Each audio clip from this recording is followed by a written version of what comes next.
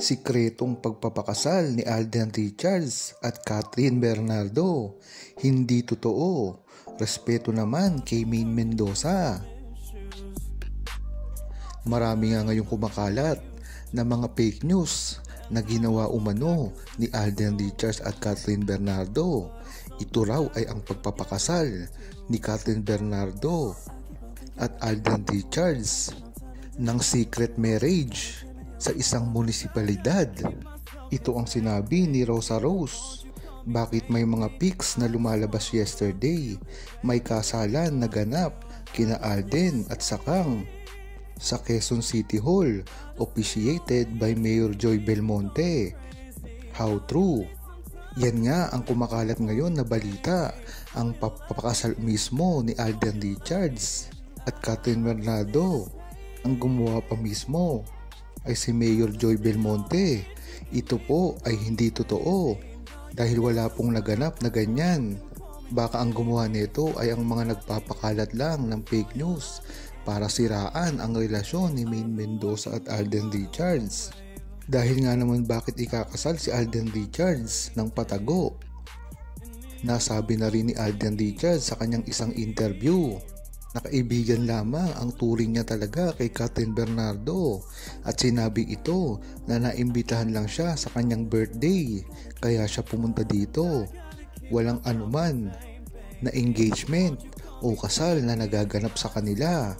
Ito ay pakita lamang na talagang marami pa rin ang naninira kay Alden Richards at Maine Mendoza ngayon.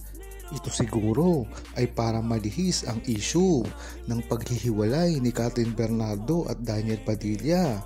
Alam naman kasi natin na ang mga fans ni Daniel Padilla ay laging tinutuliksa si Alden Richards at ginagawa pa na may kasalanan, kaya naghiwalay si Catherine Bernardo at Daniel Padilla pagpatuloy pa ni Rosa Rose.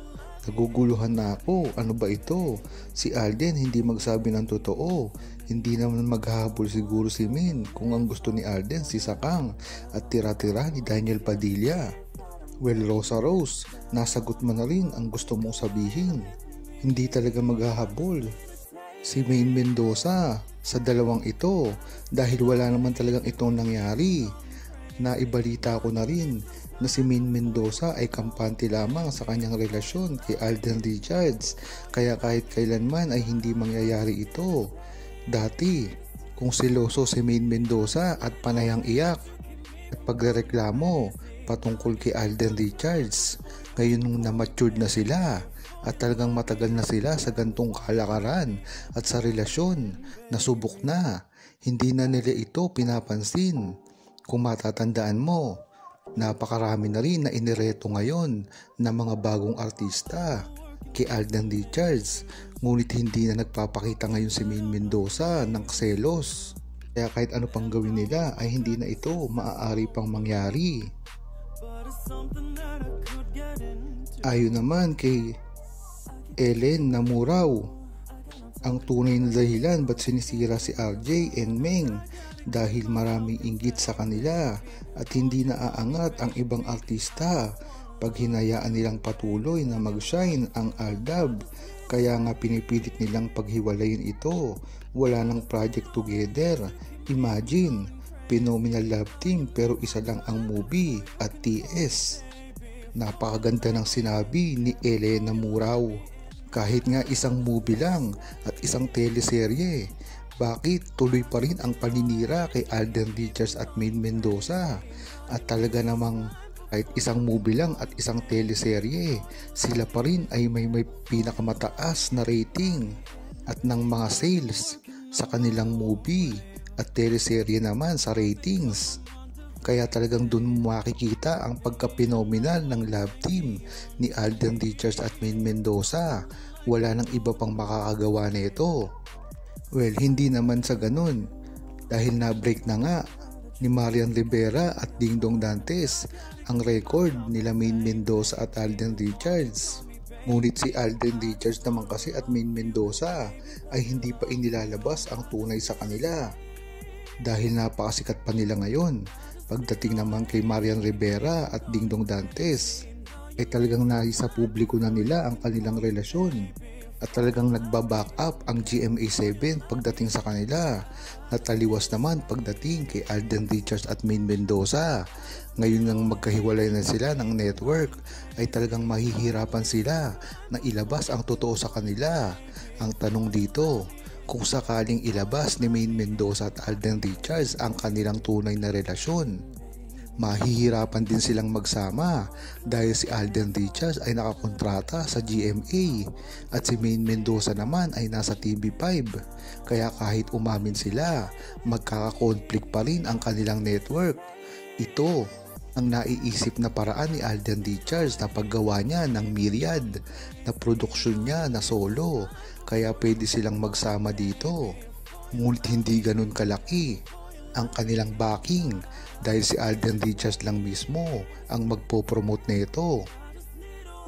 Ayon naman kay Ming Reyes, siguro alam naman ni Maine na maaaring may pamamagitan si Saklang at Tisoy, pero pinagtatakpan lang ni Maine para sa kanilang karir, di kaya opinion lang po, kanya-kanya lang. Medyo tama ka rin dyan, Ming Reyes. Gaya nga ng nasabi ko, hindi na ito pinapansin ni Maine Mendoza.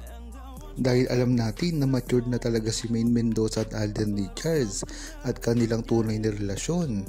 Kaya kahit ano pang gawin nila ay hindi nila makakanti si Maine Mendoza at magalit sa publiko. Dahil alam natin na si Maine Mendoza at Alden Richards hindi na ganun. Napatulan ang mga bashers. Sa mga interview na ginawa ni Alden Richards ay sinasabi niya na kahit anuman ang gawin nila ni Maine Mendoza, kahit anong pag-amin at kahit anong gawin, ay talagang hindi na nila ito maipipilit kung talagang bashers na nila dati pa. Tamang-tama yung sinabi ni Alden dahil sa simula pa lamang ay ganyan na ang nangyayari sa kanila ni Maine Mendoza at hindi nila ito napipigilan. Ngunit paano nila ito dinidiskardihan? Ito ay ang paggawa ni Maine Mendoza at Alden Richards ng mga dekalidad at pagsasama nila ng totoo. Dito, kahit hindi sila magsalita sa publiko, kung nakikita naman ng buong Aldab Nation at publiko ang genuine at tunay na kanilang ginagawa, tunay na relasyon at tunay na feelings, ay hindi ito matatalo ng paninira sa kanilang dalawa. Yan din ang sinabi ni Alden Richards at Maine Mendoza noong 2015 pa lamang, na kung ano ang nakikita nyo sa amin ni Maine Mendoza at Alden Richards, ayun talaga ang tunay na feelings namin. At kung makikita nyo ngayon, yan din ang sinasabi ni Alden Richards pagdating kay Kathryn Bernardo, na what you see is what you get. Tapos sinabi mbater ni Alden Richards na hanggang dun lang sila ni Kathryn Bernardo at wala nang iba pa na pwedeng mangyari.